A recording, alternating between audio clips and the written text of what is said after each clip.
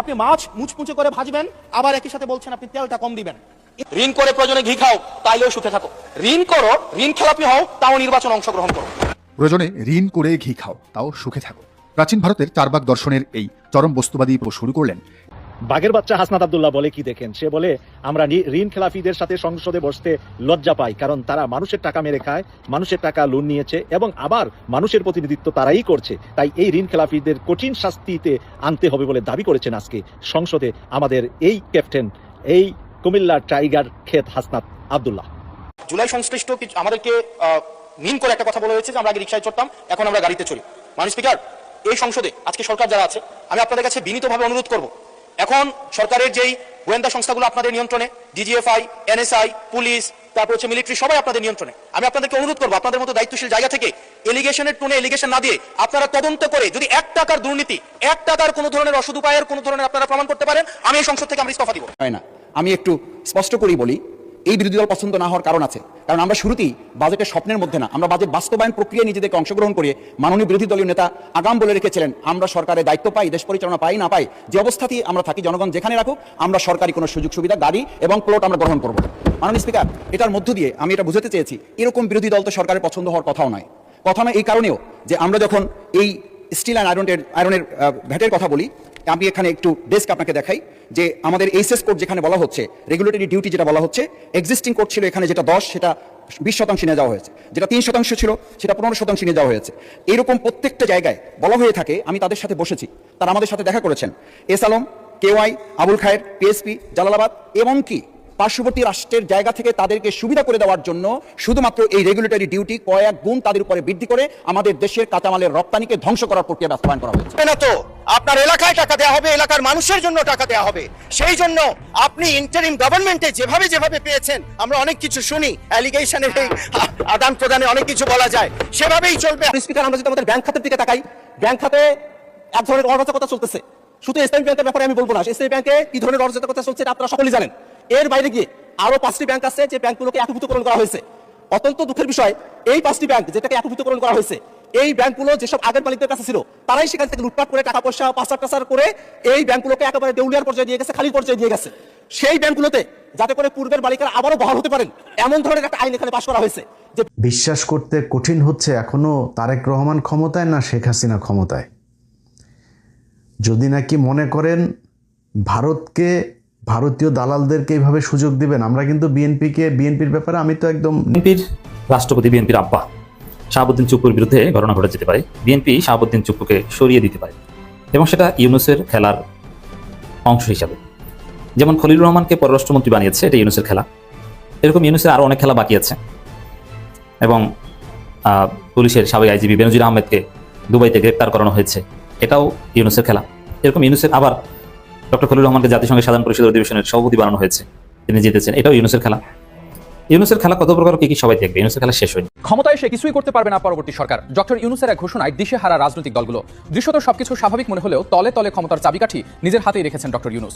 সংবিধানের নতুন আইনি চাল আর যুক্তরাষ্ট্রের সাথে বিশেষ বাণিজ্য চুক্তিতে এখন দিশেহারা রাজনৈতিক দলগুলো। পরবর্তী সরকার চাইলেও ভাঙতে পারবে না ইউনূসের তৈরি করা এই অদৃশ্য শিকল।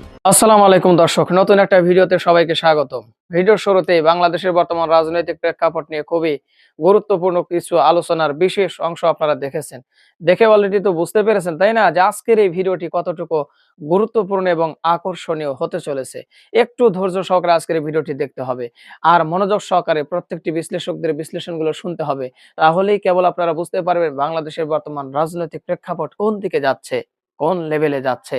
কথা বাড়াবো না, চলুন মূল নিউজে চলে যাব। তার আগে বলবো, যারা এখন পর্যন্ত আমাদের এই চ্যানেলটি সাবস্ক্রাইব করেনি, প্রতিনিয়ত এই ধরনের আপডেট, গরম গরম খবর পেতে আমাদের এই চ্যানেলটি সাবস্ক্রাইব করে আমাদের সাথে থাকবেন। যারা করেছেন ধন্যবাদ।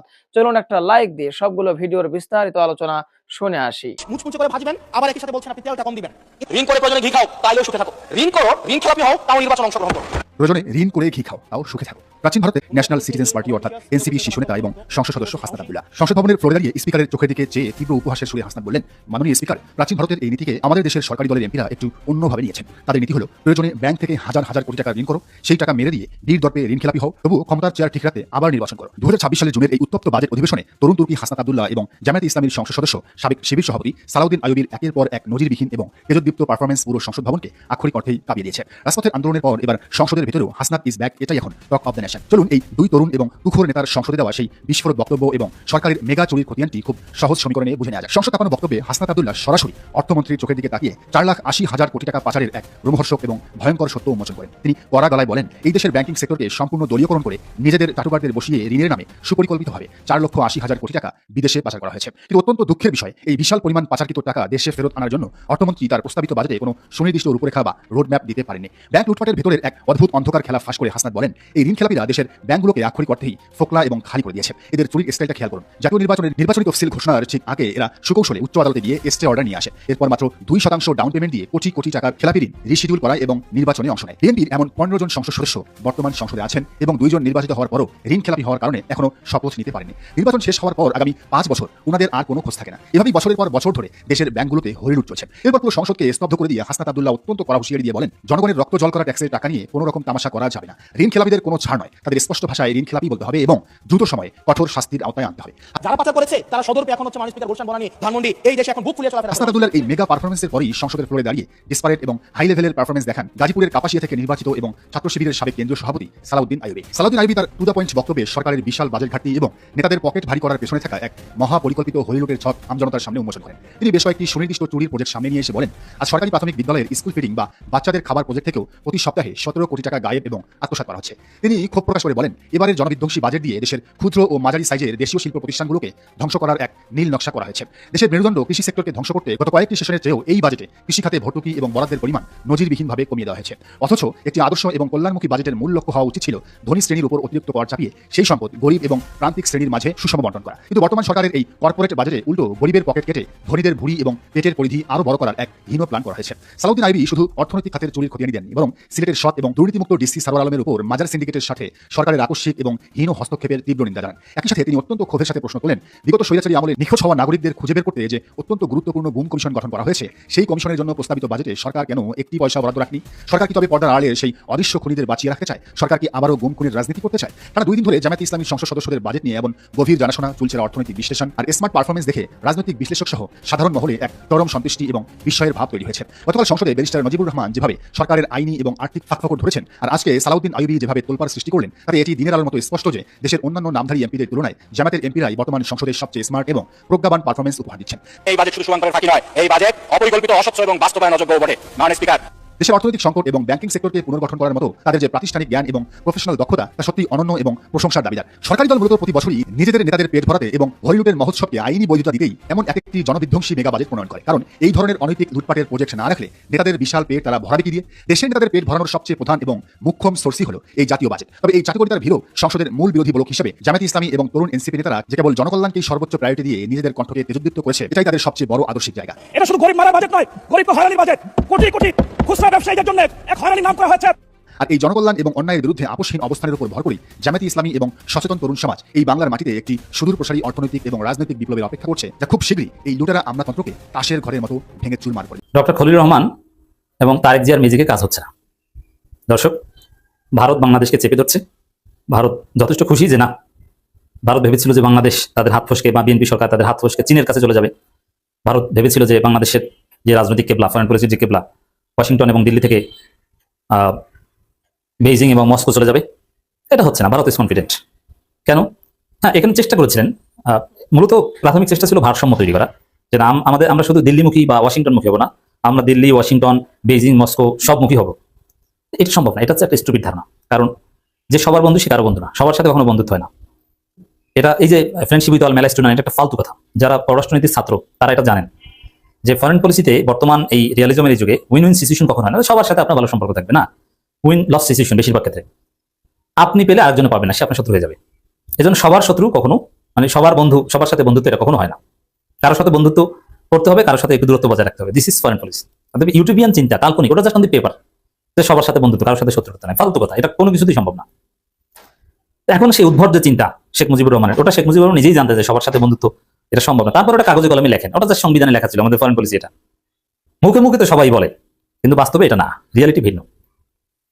তারপর তারেক রহমান সরকারও এই চেষ্টা করেছিল যে না, আমরা ওয়াশিংটন, দিল্লি যেরকম আমার লাগবে, বেইজিং, মস্কোকেও আমার লাগবে। কিন্তু সেই ম্যাজিকে কাজ হচ্ছে না। ভারতকে একদম দূরে ঠেলে দেয়নি, ভারতকে পিঠে হাত বুলিয়ে বাবুসোনা বলে কাছে রাখতে চেয়েছে। আবার চীনের মাধ্যমেও পয়সাপাতি কিছু পেতে চেয়েছে, চীনের সাহায্য ছাড়া সম্ভব না। কারণ ভারত তো জাস্ট বাংলাদেশে ডিস্টার্ব করতে পারে, কিন্তু পয়সা তো দিতে পারে না। আর আমেরিকা নিজেরাই অনেক ট্রিলিয়ন ডলারের ঋণে জর্জরিত, সেখানে তারা নিজেরা কোনো পয়সা দেওয়ার সক্ষমতা রাখে না। বর্তমান পৃথিবীতে বাজেট সাপোর্টারি লোন বা বিভিন্ন সহায়তা করতে পারে মোটা অঙ্কের শুধু চীন। এখন চীন আবার স্বার্থ ছাড়া কোনো দেশই না, শুধু চীন না, কোনো দেশেই স্বার্থ ছাড়া কাউকে চালানোর হেল্প করবে না। আবার আপনি মার্কিন যুক্তরাষ্ট্রের সাথে গোপন চুক্তিও থাকবে, দিল্লির সাথে প্রেম খেলাও খেলবেন, আবার চীন পয়সা দিবে, পয়সা দেওয়ার কথা বললেও দিন শেষে দিবে না। কারণ চীন এরকম বলে কিন্তু দেয় না। ইউনুসের সময় বলেছিল প্রায় এত বিলিয়ন ডলার দিব, কিন্তু চালানাও দেয়নি, একবারও ডিসবার্স করেনি। পৃথিবীতে সবচেয়ে চীনের লোন ডিসবার্সমেন্ট রেট কম, মানে চীনের পছন্দ মতো না হলে তারা যেটা চায় লোনের বিনিময়ে, সাহায্যের বিনিময়ে, সেটা না পেলে তারা দেয় না, টাকা দেয় না, টাকা দেওয়ার কথা বললেও দেয় না, দিব এই কথা বলেও দেয় না। দিস ইজ চীন। এটাই ফরেন পলিসি, এটাই গ্লোবাল লিডার হতে হলে এরকম সূক্ষ্মদর্শী কাজ করতে হয়। গ্লোবাল লিডার হতে চায় এখন চীন।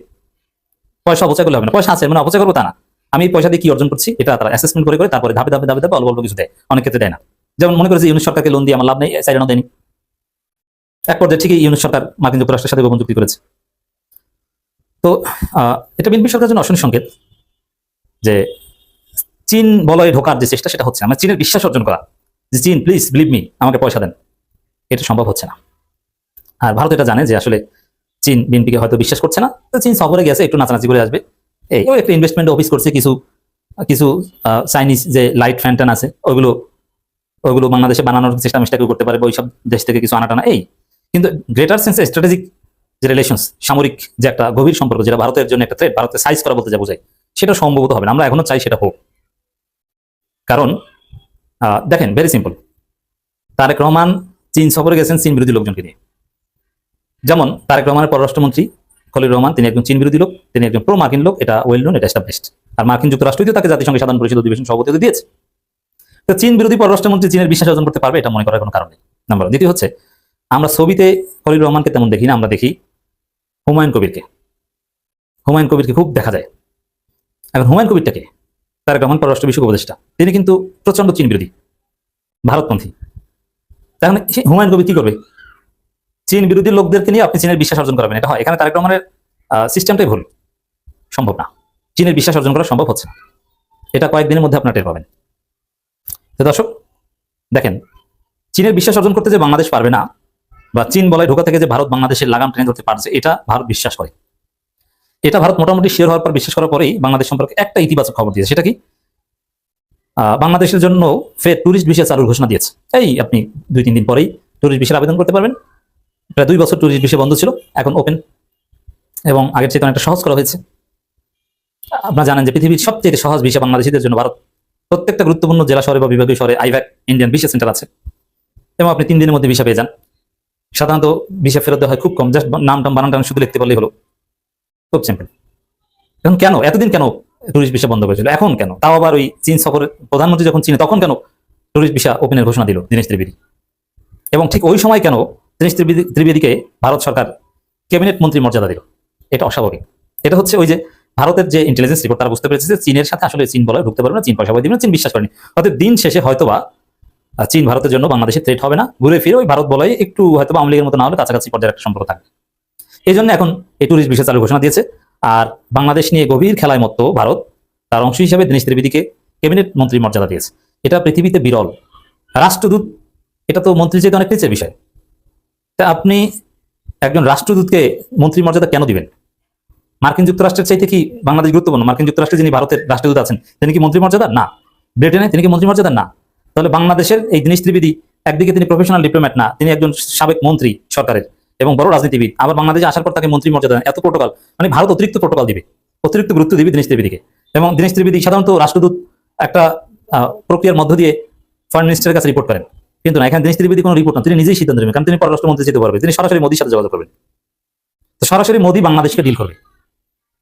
তো ভারত বাংলাদেশকে নিয়ে কনফিডেন্ট এবং জোরালোভাবে ডিল করার সিদ্ধান্ত নিয়েছে, এবং সম্ভবত চীনের বিশ্বাস অর্জন করতে পারছে না, যার ফলে ট্যুরিস্ট ভিসা দেওয়ার একটা ঘোষণা আসছে। সবগুলো ভিডিও দেখেছেন এবং বিস্তারিত আলোচনা শুনেছেন, তো অবশ্যই এবার আপনাদের মূল্যবান মতামতটা ভিডিওর কমেন্ট বক্সে জানিয়ে দিন। পারলে ভিডিওটি শেয়ার করুন। আর আমাদের এই চ্যানেলে এখনো যারা সাবস্ক্রাইব করেনি, প্রতিনিয়ত এই ধরনের আপডেট গরম গরম খবর পেতে চ্যানেলটি সাবস্ক্রাইব করে পাশে থাকা বেল বাটনটি চেপে দিয়ে আমাদের সাথে থাকুন।